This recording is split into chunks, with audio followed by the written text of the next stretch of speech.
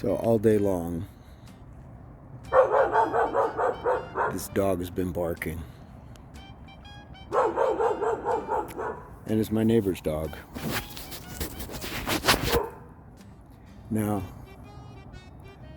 I know some people will say, like, well, you're outside talking, so the dog is barking. No. Two of the most irresponsible people that you can come across, unfortunately, are dog owners and parents. Why?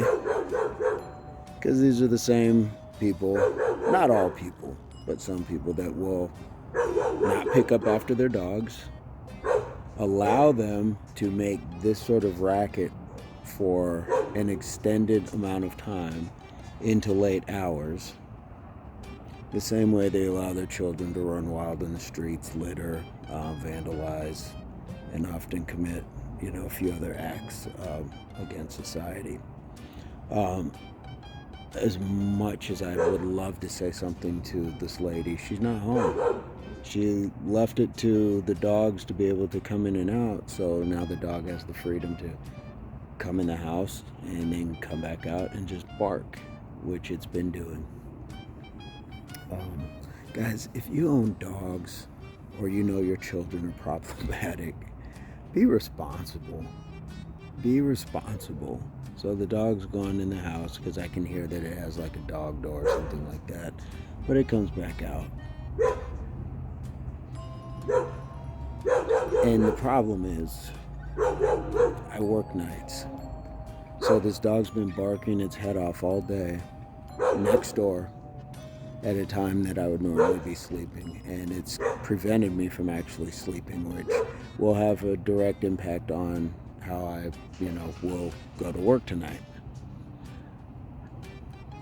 It would be nice to have gotten some rest, but guys, keep that in mind. Some people have the opposite schedule of you. Some people just don't enjoy dogs like you do. Some people don't want to step in your dog's mess. Some people don't want to look at your children's trash. Some people don't want to read your children's vandalism. That kind of makes sense. If you're going to have it as in the form of children, or if you're going to own it in the form of a pet, do your best by it first, the pet or the child, and how it's going to impact society. Because when you have power over something in the form of being a dog owner or a parent, you're also responsible for them, and you're responsible for their actions and their quality of life. And in either case, you gotta do better. That dog finally stopped barking, it sounds like. But then again, I have about 10 minutes before I have to get up and start getting ready for work. So the damage is done. The best I can do is leave a note on my neighbor's door and kind of explaining that, hey, your dog is barking quite a bit and it's a distraction. Now, I know that there's laws against that, and it goes into certain hours and things like that, and I don't want to get that far into it. But what I would like for her to understand is that while she is pretty diligent in making sure her dogs don't bark excessively when she's around, it's when your dogs know that there's no one else around. So I don't know if these dogs are freaked out, if it's a anxiety of sorts, whatever it is, but you got to do something if you're going to leave your dogs alone almost the entire weekend. So guys, I'm going to leave it at that. What are your thoughts? How can I learn from you guys to deal with an unruly dog? Do I leave a note? Do I call the police? Do I just say something to her directly?